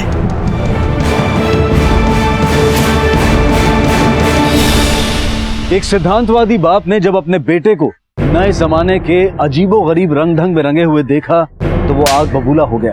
कहते हैं कि पिता के लिए सबसे बड़ी दौलत उसकी औलाद होती है, लेकिन यहाँ तो सुशांत शहर की चकाचौंध में गुम हो चुका था। तो ऐसे में सूर्यकांत ये सब कैसे बर्दाश्त करता? कहीं यही तो वो पहली घटना नहीं थी जिसका अंजाम सूर्यकांत की मौत थी? सूर्यकांत की अच्छाई तो जग जाहिर थी, तो क्या सूर्यकांत अपनों के फरेब का शिकार हुआ था? पुलिस को उसके कत्ल में किसी बड़ी और सोची समझी साजिश की बू आ रही थी। मैं क्या कह रहा था, अर्चना तो अभी बच्ची है, उसे क्यों वड़ा पाव के धंधे में डाल रही हो? मेरी मानो तो अपनी दुकान मुझे भाड़े पे दे दो। आप लोग क्यों परेशान हो रहे हो? सुशांत 1-2 दिन में आ जाए तो बात कर लीजिए। मैं अपनी चाय की दुकान चला ही रहा हूं और आप लोगों की वड़ा पाव की दुकान भी चलाऊंगा। हर महीने की कमाई में से 10% ऊपर से दे दिया करूंगा। भाई साहब 10%? अच्छा चलो 20% रख लो। ठीक है भाई साहब, एक बार सुशांत को आने दो, मैं उसके बाद आपको बताती हूँ। ठीक है। अपने बाप की अस्थियां गंगा में तो बहाया, अब ये बता कि मारा क्यों था उसको? सर मैंने अपने बाबा को नहीं मारा है सर। अरे मैं तो उनको बहुत प्यार करता था और उनकी जिद के आगे मैंने अपने जिम की नौकरी तक भी छोड़ दी थी। यही तो कम था तेरा।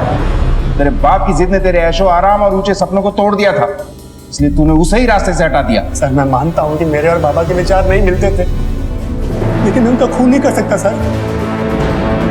सर अर्चना के बारे में एक बात पता चली है। क्या? अर्चना 1 महीने पहले एक गिफ्ट शॉप में काम करती थी, लेकिन उसके बाप सूर्यकांत ने उसे वो नौकरी छोड़ने पर मजबूर किया। अब सूर्यकांत के मरने के बाद अर्चना उसका वड़ा पाव का ठेला संभाल रही है। लेकिन अर्चना ने ये बात हमसे छुपाई क्यों? आखिर सूर्यकांत अपने दोनों बच्चों की नौकरी छुड़ाने के पीछे क्यों पड़ा हुआ था? और एक बात है सर, सूर्यकांत का बेटा सुशांत, उसने एके जिम फिर से ज्वाइन कर ली है। बोले आखिर ये माजरा क्या है? बाप को मरे अभी वक्त ही कितना हुआ है? ये भाई बहन क्या खिचड़ी पका रहे हैं?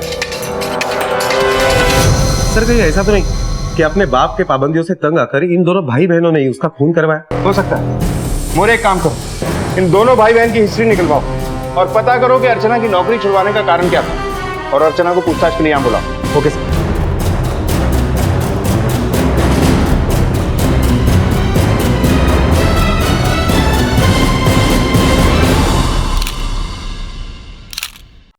आ जाओ आ जाओ आ जाओ। Ujjwala, look who is back. OMG, hey Sushant. Hello ma'am. Welcome back. कहाँ थे इतने दिन? पता है तुम जिम नहीं आते थे ना, मुझे वर्कआउट करना बिल्कुल नहीं अच्छा लगता था। चलो अभी वर्कआउट करते और मुझे तुमसे बहुत सारी बातें करनी। चलो।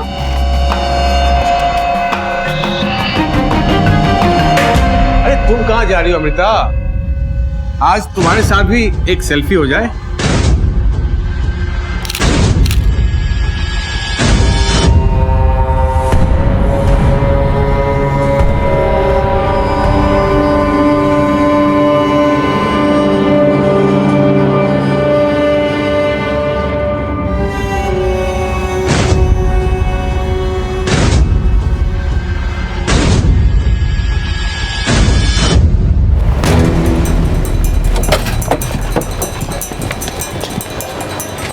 इस लड़के को जानते हो?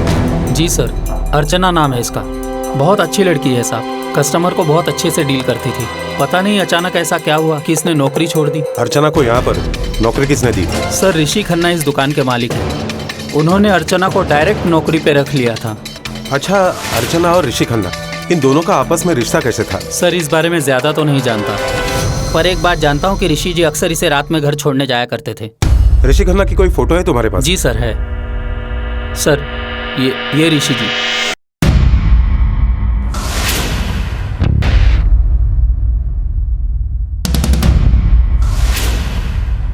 ये किसकी फोटो है? सर ये उनकी वाइफ है, उज्ज्वला जी।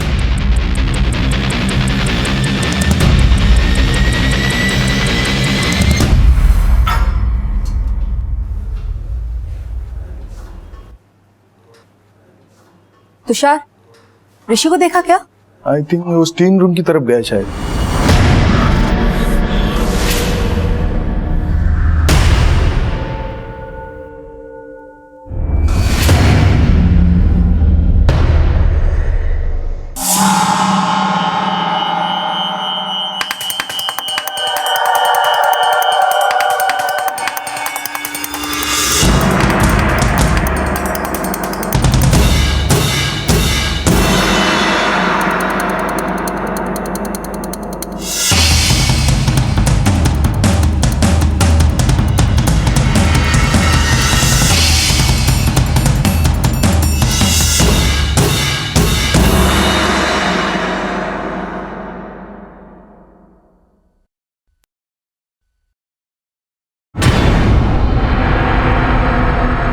तुमने ये बात हमसे क्यों छुपाई कि तुम्हारे बाबा ने तुम्हारी नौकरी छुड़वा दी?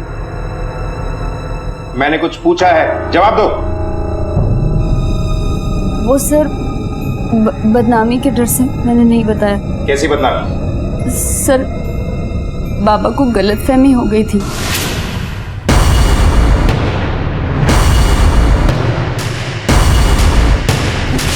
क्या कर रहे हो? क्या कर रहे हो? मैं से चला लूंगा। छोड़ बाबा, नहीं छोड़िए नहीं से। ये नई साड़ी है, क्यों चला रहे हो? तुम्हें मालूम है ये नई साड़ी कहाँ से आई है? बाबा ये साड़ी मैं अपनी पहली सैलरी से मांग के लिए लाई थी। ये साड़ी तू कैसे लेकर आई मुझे मालूम है, सब देखा मैंने। और रात को 11 बजे कौन सी दुकान खुली होती और किस दुकान का बॉस अपने नौकर को घर तक छोड़ने के लिए आता है? बाबा आज काम ज्यादा था दुकान में तो रात हो गई, इसीलिए मेरे बॉस घर तक छोड़ने आए। मैंने सोच लिया आज के बाद तू नौकरी नहीं करेगी। एक अच्छा सा लड़का देखकर तेरी शादी कर दूंगा बस। ठीक है, तुम जा सकती।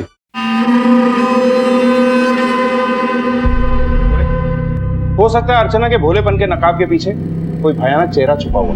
हो सकता है सर, और ये भी हो सकता है कि वाकई में ऋषि का अर्चना के ऊपर दिल आया हो, लेकिन सूर्यकांत की वजह से इन दोनों की लव स्टोरी का एंड होने वाला हो। लेकिन ऋषि तो शादीशुदा है। मोरे, ये जरूरी नहीं है कि हम जहां ढूंढ रहे हैं सबूत हमें वहीं मिले। ऋषि के कॉल रिकॉर्ड निकलवाओ। हो सकता है भोला सुशांत और अर्चना की तरह इसने भी बहती गंगा में हाथ धोने की कोशिश की। अब देखना यह है कि कौन किसे इस्तेमाल कर रहा है और किसने सूर्यकांत को मारा है। सर, ऋषि के कॉल रिकॉर्ड्स आ गए और ऋषि के कॉल रिकॉर्ड के मुताबिक उसके मोबाइल में अर्चना के नंबर के अलावा सुशांत का नंबर भी है और उन दोनों में काफी सारे बातें हुआ करती थी। ऋषि और सुशांत, ये दोनों एक दूसरे को इतनी अच्छी तरह से कैसे जानते हैं? कहीं ऐसा तो नहीं कि ऋषि ने सुशांत के साथ मिलकर सूर्यकांत को रास्ते से हटा दिया? आखिर एक ने मोहब्बत खोई थी और दूसरे ने सपने। अब तू यही पल नहीं रुकेगा बाबा, चल। लेकिन सर, उसके कॉल रिकॉर्ड के मुताबिक जिस वक्त सूर्यकांत का कत्ल हुआ उस वक्त वो अपने घर पर ही था। मोरे, खून किसी और से भी करवाया जा सकता है, जैसे भोला शंकर। उसे भी तो बड़ी दुकान और पैसों की जरूरत थी। ये भोला शंकर पे क्या अपडेट है? सर, खबरों के मुताबिक भोला शंकर बिल्कुल क्लीन। सब पे नजर बनाए रखो। खामोशी को लापरवाही समझ के मुजरिम कोई ना कोई गलती जरूर करते हैं। सर,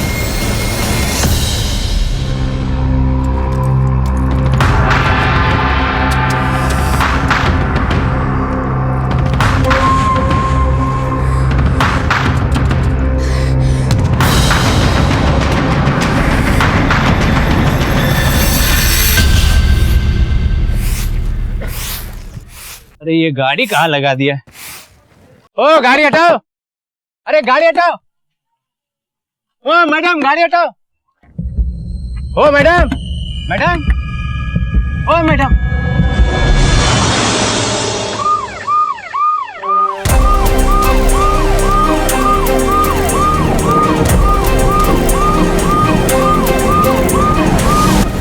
मोरे, चेक करो।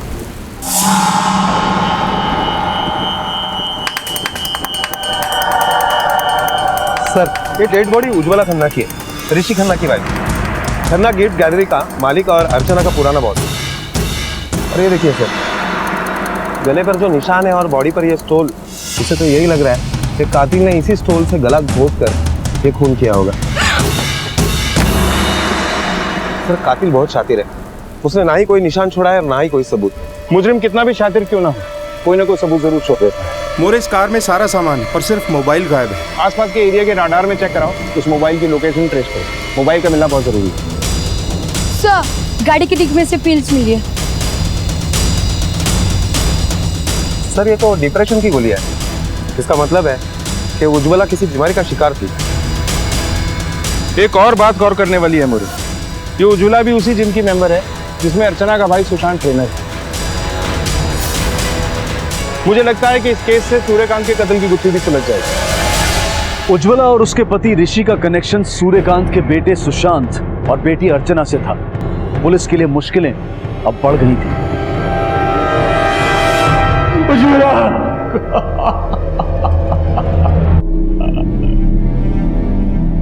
आपने अपनी पत्नी को आखिरी बार कब देखा था? सर, आज सुबह तकरीबन 11-11:30 बजे घर पर। आपकी पत्नी 11 बजे से लापता है और आपने उसे ढूंढने की कोशिश नहीं की? सर, दरअसल आज हमारा थोड़ा झगड़ा हो गया था। मुझे लगा अभी नाराज होगी, घर वापस आ जाएगी शाम तक। जब शाम तक घर वापस नहीं आई तो मैंने उसे फोन लगाया, बार बार फोन लगाया सर, उसका फोन स्विच ऑफ हो रहा है। झगड़ा किस बात को लेके हुआ था? थोड़ा सा पर्सनल मैटर था। ऐसा क्या पर्सनल था कि आपकी बीवी का कत्ल हो गया? सर, दरअसल वो काफी समय से डिप्रेशन की मरीज थे, इसलिए ज्यादातर हम आपस में वक्त नहीं बिता पाते थे। मैं अपनी तबीयत के कारण तुम्हें बिल्कुल भी टाइम नहीं दे पाती, क्योंकि मेडिकेशन की वजह से वो काफी समय सुस्त और सोई रहती थी। फिर भी उसे फैमिली बढ़ाने की इच्छा रहती थी। इसी बात को लेकर हम दोनों में बहस हो गई। तो मिस्टर ऋषि, ये बताइए कि अर्चना को कैसे जानते हैं आप? उससे क्या रिश्ता था आपका? जी, वो 1 महीने के लिए मेरे दुकान में काम करने आई थी। उसके अलावा मेरा उससे कोई रिश्ता नहीं। और सुशांत से? सर, वो मेरा और उज्ज्वला का पर्सनल ट्रेनर है जिम में। सर, सुशांत के कहने पर मैंने उसकी बहन अर्चना को अपनी दुकान में नौकरी दी थी। सर, मेरी एक छोटी बहन है अर्चना। ये उसकी तस्वीर है। सर, इसने अभी 12वीं का एग्जाम दिया है, तो मैं चाह रहा था कि ये कॉलेज के साथ साथ अगर पार्ट टाइम जॉब भी कर लेती तो आपके शॉप में इसको काम मिल सकता है क्या? वैसे आप अपने हर एम्प्लॉय को रात को घर पे ड्रॉप करते हैं, या ये स्पेशल ट्रीटमेंट सिर्फ अर्चना के लिए था? कहीं ऐसा तो नहीं है कि उज्ज्वला को इस बात पे ऑब्जेक्शन था और आपने उसे मारकर अपना रास्ता साफ कर लिया? नहीं सर, ऐसा कुछ नहीं था मेरे और अर्चना के बीच। और मैंने अपनी पत्नी उज्ज्वला को नहीं मारा सर। ठीक है, आप जा सकते हैं।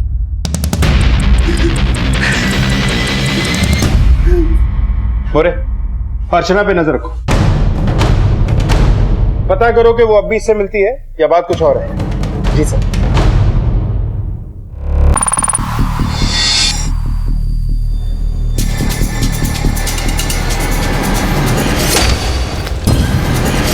भैया, ये आपकी चाय। अरे ये माँ के पैसे हैं, उन्होंने दिया था, संभाल कर रख दे इसको। पर माँ के पास इतने पैसे? हाँ, अरे माँ, क्या है?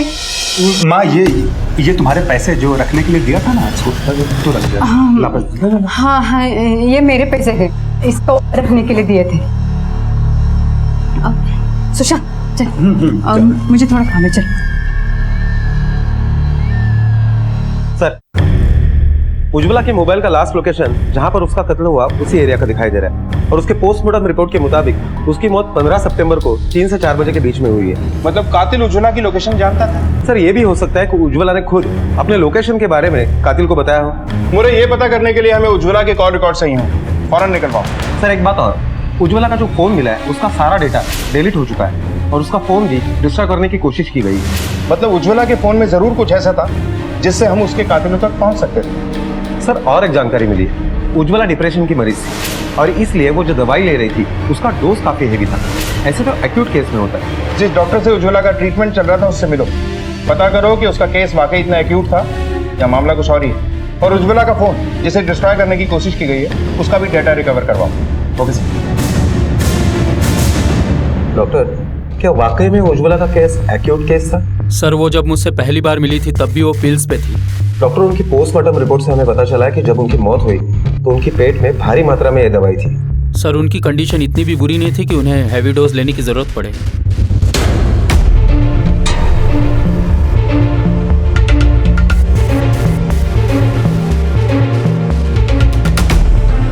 सर, उज्ज्वला मर्डर केस में सीधा शक तो ऋषि के ऊपर ही जा रहा है, क्योंकि अगर डॉक्टर ने उज्ज्वला को इतने हेवी डोसेस नहीं दिए तो कहीं ये ऋषि हमसे गेम तो नहीं खेल रहा। मुझे यही तो पता करना है कि आखिर क्यों। और हमारे खबरी ने भी कभी अर्चना और ऋषि को मिलते हुए नहीं देखा। एक बात तुमने नोटिस की, एक कड़ी है जो सुशांत, ऋषि, उज्ज्वला, वो है एक जिम। इस जिम का सीसीटीवी फुटेज चेक करते हैं और यहाँ के स्टाफ से इन सब के बारे में पूछताछ करते हैं। कोई ना कोई सुराग जरूर मिलेगा।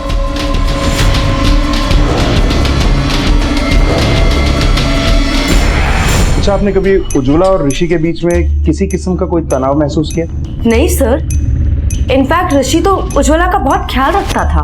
वैसे कई बार मैं भी उनको ट्रेन करता था, हालांकि सुशांत उन दोनों का पर्सनल ट्रेनर था। तो आप आखिरी बार उज्ज्वला से कब मिली थी? यही कुछ 4-5 दिन पहले। आप यहाँ का सीसीटीवी का फुटेज चाहिए हमें 15 सितंबर से लेके अब तक। जी सर, जरूर।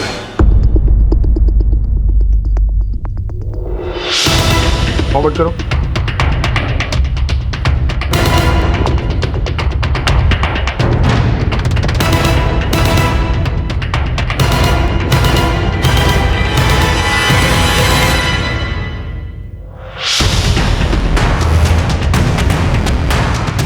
उज्ज्वला रोते हुए जिम से निकली और ऋषि उसके पीछे गया। माजरा क्या है? सर, मैंने उज्ज्वला के सोशल अकाउंट के डिटेल्स भी निकलवाए, ये देखिए। तो उज्ज्वला और सुशांत के इस तरह के फोटो। सुशांत को पुलिस स्टेशन बुलाओ, दोनों के कॉल रिकॉर्ड से करवाओ। Okay sir.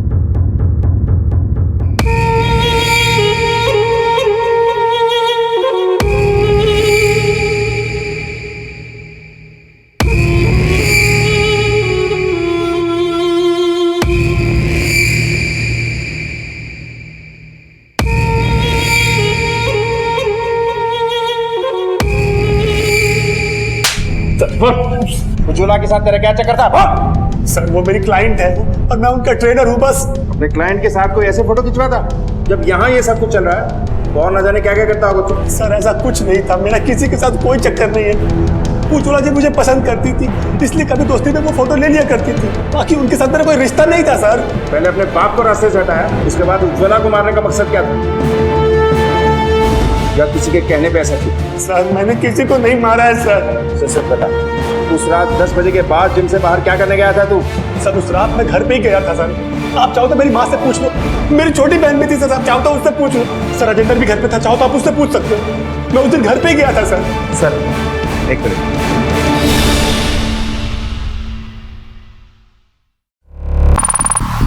ऋषि पे नजर रखो। Okay sir. देखिए मैडम, आपके कॉल रिकॉर्ड के हिसाब से 15 सितंबर के दिन शाम के 3 से 4 बजे के बीच में उज्ज्वला के नंबर से 12 मिस कॉल थी और 2 टेक्स्ट मैसेजेस। ये देखिए, किसके साथ अफेयर की बात कर रही है?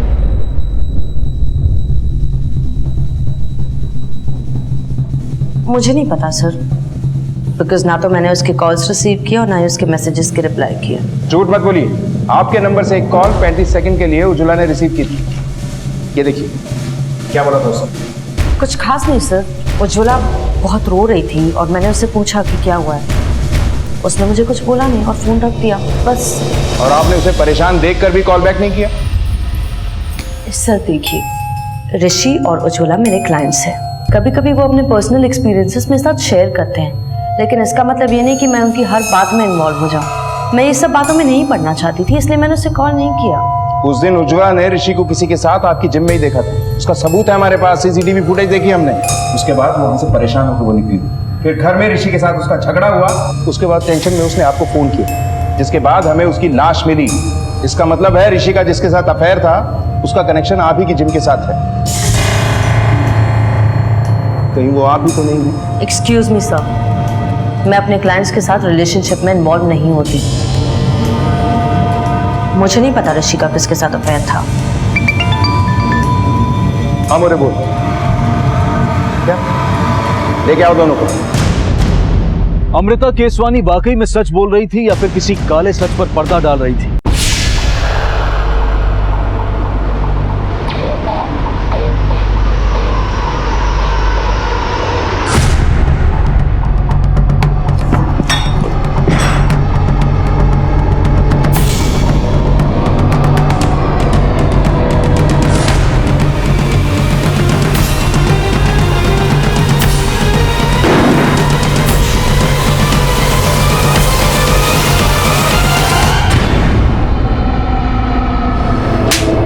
चल शुरू हो जा, नहीं तो और मारूंगा। मैं सब कुछ सच बताता हूँ सर, प्लीज मुझे मत मारिए प्लीज। उज्ज्वला से शादी मेरी मजबूरी थी सर, जिसके बारे में उसके क्या मेरे माता पिता को भी नहीं पता था सर जी को, मैं अपनी मर्जी से ही बना था। हाँ सुशांत, क्या सोचा फिर? अरे इतने नखरे क्यों कर रहा है यार? देख, बड़े लोगों में रहेगा ना तो बड़ा पैसा कमाए। मुझे देख, 2000 की टी शर्ट, 4000 की पैंट, महीने के 3 से 4 लाख रुपए कमाएगा। 3 से 4 लाख। अब तुझे डिसाइड करना है, तो अपने बाप की तरह 4 पहिए का ठेला चलाएगा या अपनी 4 पहिए की खुद की कार। मेरे होमोसेक्सुअल की बात तभी रहे, इसलिए मैंने शुरू से उज्ज्वला को एंटी डिप्रेशन की दवाई देना शुरू कर दिया, ताकि उसे लगे कि उसकी बीमारी के कारण हमारे बीच संबंध नहीं बन पा रहे। सर वो 15 सितंबर को उज्ज्वला मैम ने मुझे और ऋषि सर को स्टीम रूम में देख लिया था। जब मैं उसके पीछे घर पहुंचा तो मैंने उज्ज्वला को मनाने की बहुत कोशिश की सर। मैं बहुत घबरा गया था सर। और इसी घबराहट में तूने उज्ज्वला को मार दिया? ना सर, मैंने उज्ज्वला को नहीं मारा सर। बता, तूने उज्ज्वला को क्यों मारा? नहीं सर, सर मैंने उज्ज्वला मैम को नहीं मारा, पर मैंने यकीन की थी। तो फिर किसने मारा? घबराहट में मैंने एक फोन किया सर।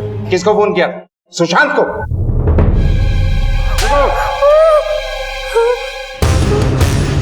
पहले तो जिम की आड़ में धंधा करती हो, ऊपर से पुलिस को गुमराह करती हो। सच को कितना भी छुपा लो ना, सामने आ ही जाता है। अब तू सच बोल दो या फिर से शुरू करवाऊं? नहीं नहीं नहीं सर, मैं बताती हूँ आपको। सर मैं उज्ज्वला को नहीं मारना चाहती थी, मैं तो बस वो वीडियो डिलीट करवाना चाहती थी सर, ताकि मेरा बिजनेस बंद ना हो। तभी सर मुझे ऋषि का फोन आया और उसने मुझे बताया कि उसे उज्ज्वला से वो वीडियो नहीं मिला और उज्ज्वला घर छोड़कर चली गई है।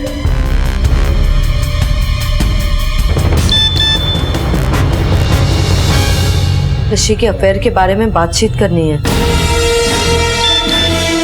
मेरे पास प्रूफ है, एक्सपोज करूंगी।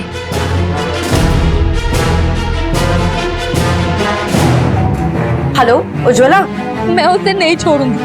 मेरे पास उन दोनों का वीडियो है और मैं उसे अपलोड भी करूंगी। उसने मेरी जिंदगी बर्बाद की है ना, अब मैं भी उसकी जिंदगी बर्बाद करके ही रहूंगी।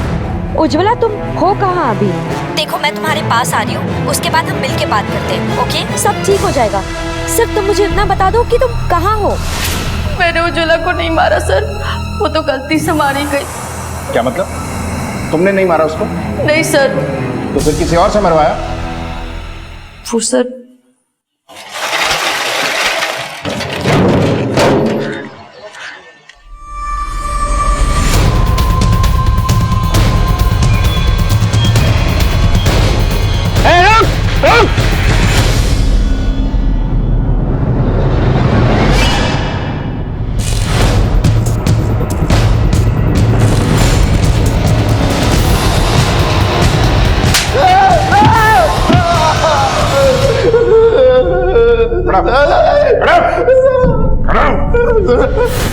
जब तुझे उज्ज्वला के फोन से वो वीडियो चाहिए था तो क्यों मारा उसे?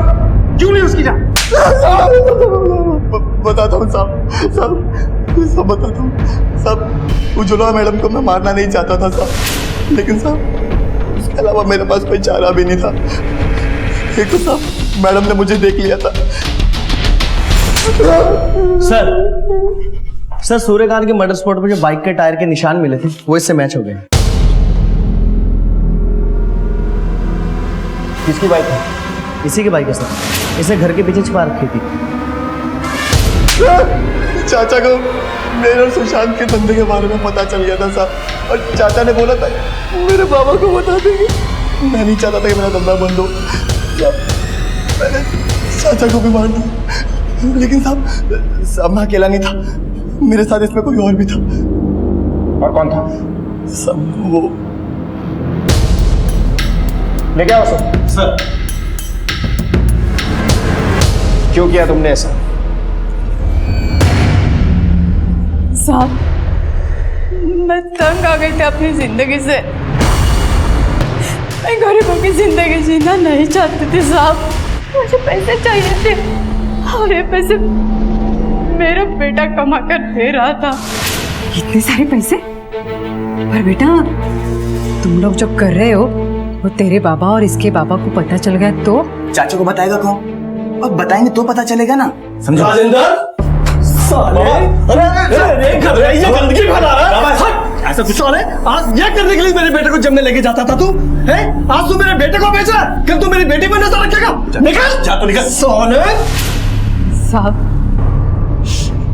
मुझे डर था कि ये मेरे बेटे का राज दुनिया के सामने ना खोल दे, इसलिए मैंने राजेंद्र से बात की। बस बहुत हो चुका, अब नहीं जीना ये गरीब वाली जिंदगी। क्या हुआ चाची, ऐसे अचानक? क्या चल रहा है दिमाग में? मार दे सूर्यकांत को। चाचा को? चाची सुशांत को पता चल गया तो? मैं संभाल लूंगी उसे।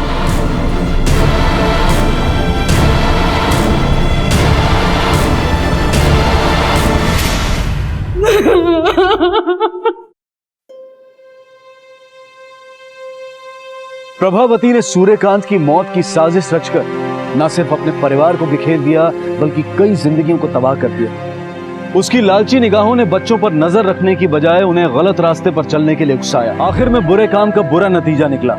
अमृता, ऋषि और राजेंद्र का पर्दाफाश हुआ, लेकिन दो बेगुनाहों की जानें गई। इसीलिए कहते हैं कि शॉर्टकट जिंदगी में बहुत लुभाते हैं, लेकिन अक्सर ये शॉर्टकट हमसे हमारी पहचान छीन लेते हैं। इसलिए जिंदगी का लुत्फ उठाएं और अपने सपनों को पूरा करने के लिए मेहनत और लगन को आधार बनाएं।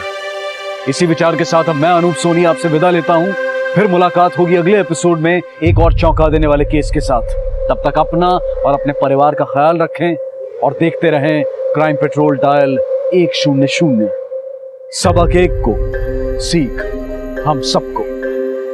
जय हिंद। क्राइम पेट्रोल्स के और भी दिलचस्प कहानी देखने के लिए हमारे चैनल को सब्सक्राइब करें और बेल आइकॉन दबाना न भूलें।